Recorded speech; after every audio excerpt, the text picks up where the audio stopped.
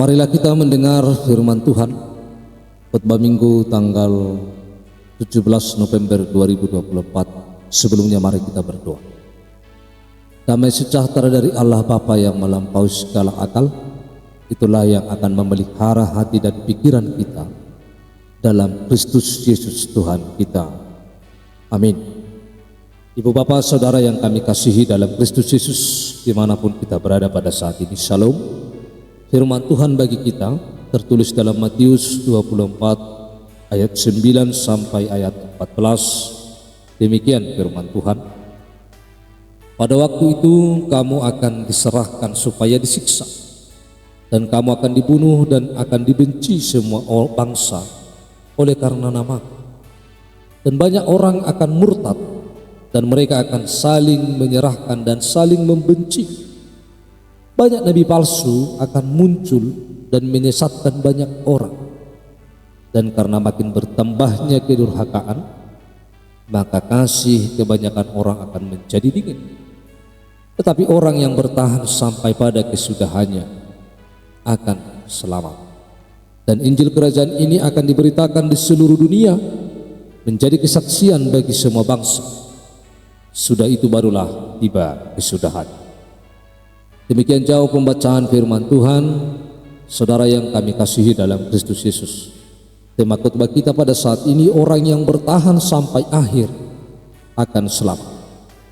Firman ini merupakan kelanjutan dari perbincangan Tuhan Yesus, pengajaran Tuhan Yesus kepada para murid, di mana para murid diajarkan oleh Yesus tentang bagaimana bertahan dalam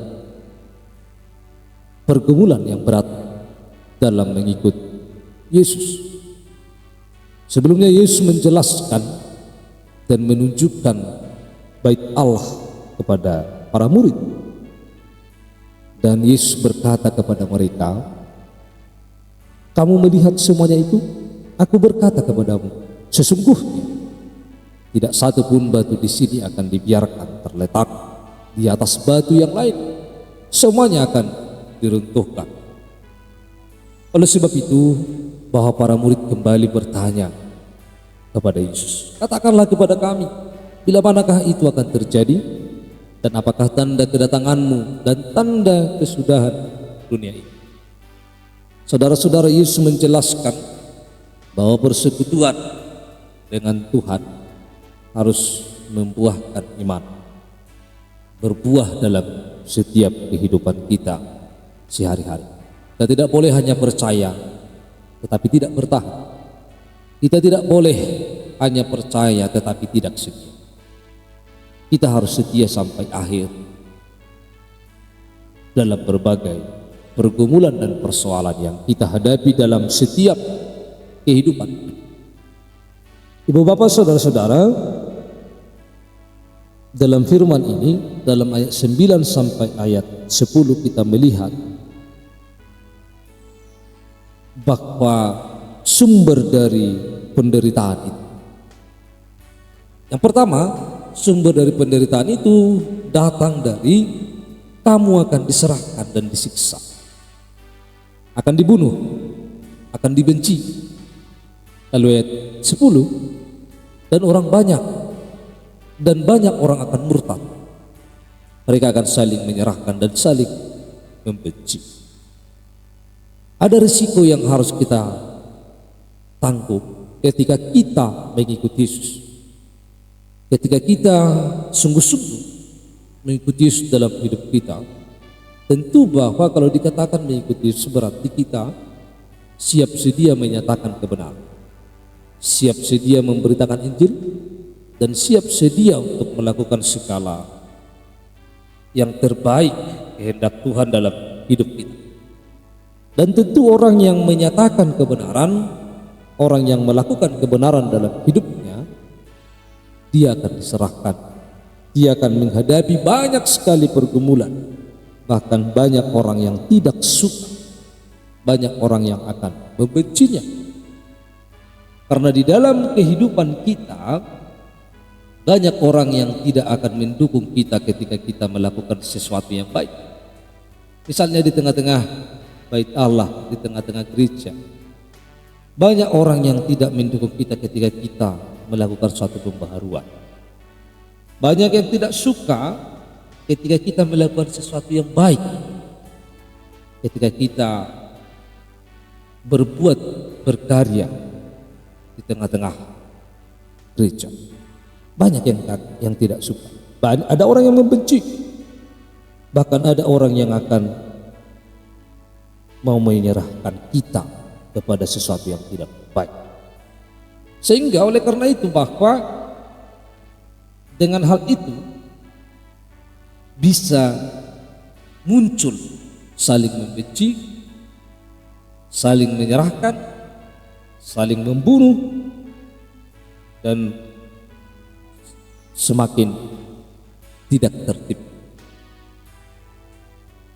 Maka bisa jadi bahwa sumber penderitaan bisa datangnya dari diri kita, bisa dari tengah-tengah persekutuan kita, dan bisa juga dari orang lain. Itulah yang membuat bahwa kita semakin jauh daripada kasih Tuhan. Kalau dikatakan tadi bahwa kasih itu semakin dingin, lam ngali polongi. Karena apa? Karena akan semakin banyak orang yang tidak suka dengan perbuatan-perbuatan baik. Lalu di ayat 11 dan ayat 12 akan banyak muncul nabi palsu, yaitu orang-orang yang menyesatkan, dan semakin bertambah kedurhakaan. Kasih kebanyakan orang akan semakin menjadi dingin. Apakah yang dimaksudkan di sini nabi palsu? Nabi palsu itu biasanya adalah orang yang menyesatkan, orang yang selalu menjelek-jelek. Orang sudah berbuat baik, temannya sudah berbuat baik, tetapi dia tidak mampu menghargai perbuatan baik itu.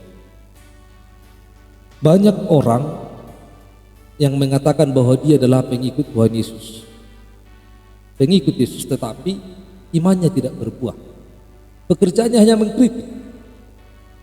Dia seolah-olah dari ucapannya banyak berbuat, padahal sama sekali tidak. Tidak ada apa yang diperbuatnya pun di tengah-tengah kehidupan kita. Dan bisa jadi bahwa hanya perkataannya yang mau didengar.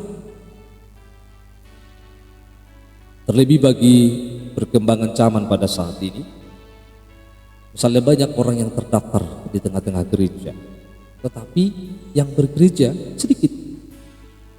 Ketika orang yang tidak bergereja ini diminta kewajibannya supaya diberikan di gereja, sering kita mendengar bahwa gereja itu duit dan duit terus. Padahal dia tidak pernah memberikan persembahan kepada Tuhan. Padahal kewajiban dan tanggung jawabnya harus dijalankan, tetapi dia sudah berani mengatakan seperti itu, padahal dia tidak pernah gereja. Inilah sesuatu bahwa nabi palsu itu diberatkan, bahwa orang yang tidak mengetahui apa yang dikatakannya, mengatakan apa yang tidak diketahui, itu juga termasuk nabi palsu. Mengatakan percaya kepada Yesus padahal dia tidak pernah untuk beribadah kepada Tuhan. Saudara-saudara, sama sebaliknya, ketika misalnya keluarga sakit, lalu gereja gak lama untuk melakukan hal diakoni, maka itu akan banyak tuntutan, banyak kritikan, padahal dirinya tak pernah nampak, tidak memberikan tanggung jawabnya, dan lain sebagainya. Saudara-saudara, bahwa di tengah-tengah kehidupan kita di dunia ini sudah banyak orang hanya mencari keuntungan yang dapat menguntungkan dirinya. Padahal bahwa kita tidak boleh mencari keuntungan sendiri dari tengah-tengah persekutuan. Maka nabi palsu itu adalah mencari keuntungan sendiri. Sehingga ketika hal itu terjadi, maka akan banyak orang bahwa kasih itu semakin tinggi, bahwa kasih itu semakin merosot dari tengah-tengah kehidupan kita sehari-hari. Biasanya nabi-nabi palsu ini adalah ucapannya manis, seperti seolah-olah bahwa dia seperti hamba Tuhan, sepertinya bahwa dia adalah pengikut Tuhan, padahal dia adalah ingin menyesatkan kita. Maka hati-hati dan berjaga-jaga. Oleh karena itu Yesus mengingatkan kita supaya kita dapat melihat ini semuanya, sehingga kita dapat berjaga-jaga dalam hidup kita. Lalu dalam ayat 13 dan ayat 14 di sini disampaikan orang yang bertahan dalam iman, orang yang bertahan sampai kesudahan, bahwa mereka yang akan memperoleh keselamatan. Ibu bapak saudara-saudara, Tuhan tidak hanya menuntut kita beribadah, Tuhan tidak hanya menuntut kita berdoa, tetapi yang Tuhan inginkan bahwa kita setia dalam iman, setia dalam segala perkara sampai hari kesudahan. Apapun yang terjadi dan yang kita hadapi di tengah-tengah dunia ini, bahwa kita harus tetap memberitakan firman Tuhan. Artinya bahwa kita harus tetap melakukan kebenaran. Tuhan bukan hanya menuntut kita baik, tetapi Tuhan menginginkan kita setia sampai akhir dalam berbagai pergumulan. Ketika kita menghadapi penderitaan, menghadapi begitu banyak persoalan dalam hidup, dan banyak orang yang mengejek kita karena kita pengikut Yesus, maka kita harus tetap setia, kita harus tetap bertahan.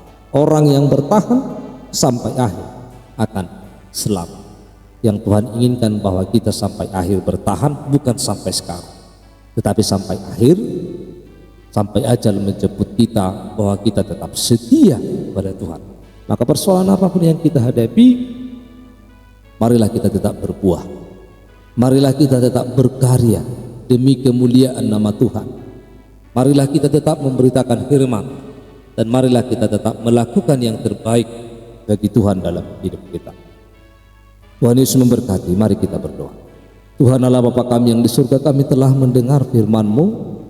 Biarlah kuasa Roh Kudus-Mu yang akan senantiasa menyertai kami, sehingga firman-Mu dapat kami lakukan dalam hidup kami. Dalam nama Kristus Yesus kami telah berdoa. Amin.